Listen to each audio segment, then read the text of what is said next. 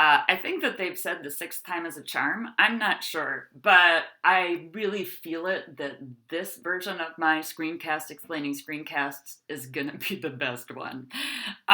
Hey, hi, how are you? Hopefully by now you have seen that we have a new plan, and rather than finagling and wrangling everybody or like groups of 5 or 6 to all be on live at the same time, which would be kind of fun, but I kept on running out of ways of figuring out how to get people to sign up for slots and then communicate all that sort of things. And as my brain started liquefying and dripping out of my ears, I switched gears. So now you're all going to make your own screencast where you go through your presentation. And so first things first, I'm going to show you how to do just a basic screencast. If you have your presentation up and open, you will be able to do a screencast and then just kind of narrate your way through it. So what am I doing? Well, I am first starting with opening up QuickTime Player. You may have to, you can do something else, but this is the easiest way.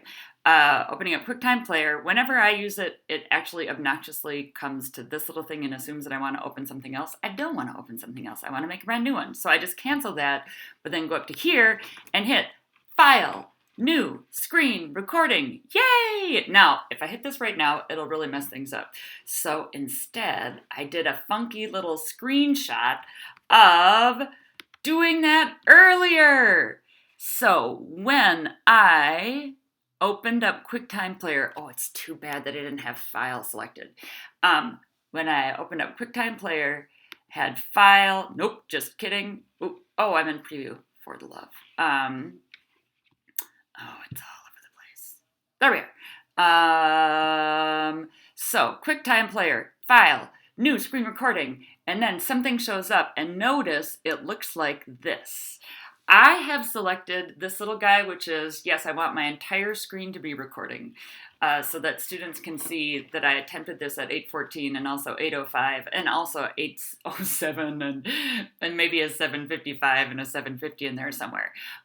You could also be super sneaky though and have this selected. This is you get to drag out a portion of your screen to be showing, and then have another part not showing. So if you open up Google Slides or PowerPoint, and you've got the little thumbnails over here, you could just select this little bit to be recording.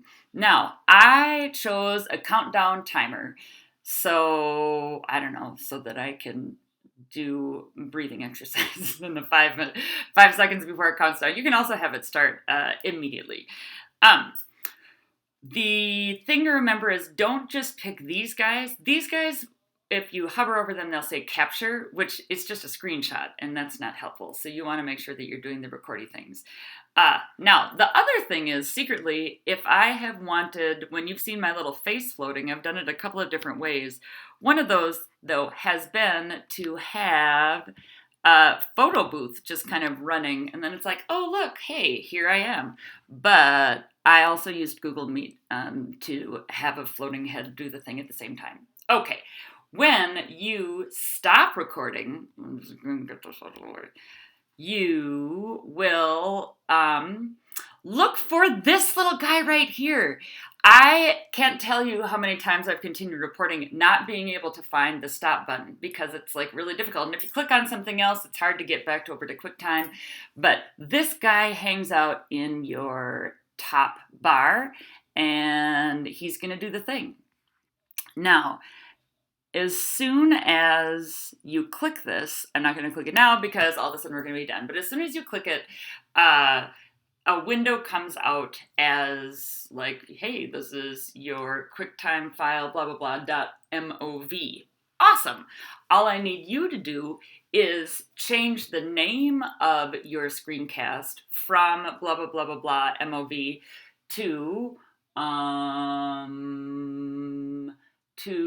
something with your last name in it and your logical fallacy, or something with your last name in it and some identifying thing. You can keep the MOV, and then you're going to drag it into, or you're going to open up this shared folder on Chrome and make sure it gets uploaded to that. Then I'll do the arranging into little clumps so that you don't have to click on 22 individual videos, but you can just watch a couple of compilations and do some note-taking / paying attentioning. That'll be a fun and exciting thing for you to fill out so that I know that you watch the things, but also so that you can retain the salient points. Yeah, and so that's obviously, though, not going to come out until I make sure that I have your videos.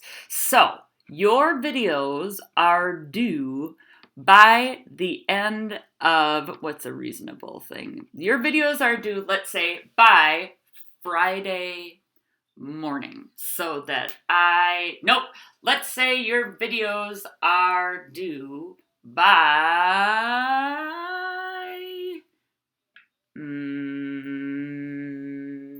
tomorrow morning, if I'm seeing you. Yes. So that way that if you have technical difficulties, we can sort those out, and I can start putting period 7's videos into groups, and then period 2, you will have yours by Friday morning, or you have to have yours to me by Friday morning, so I can sort those into little groups.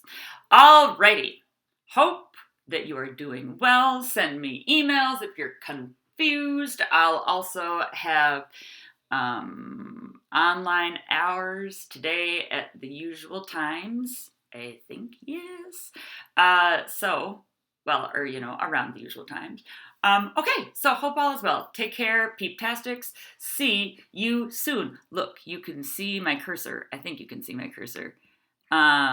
Moving up toward the little guy, which is right up here. Okay, bye.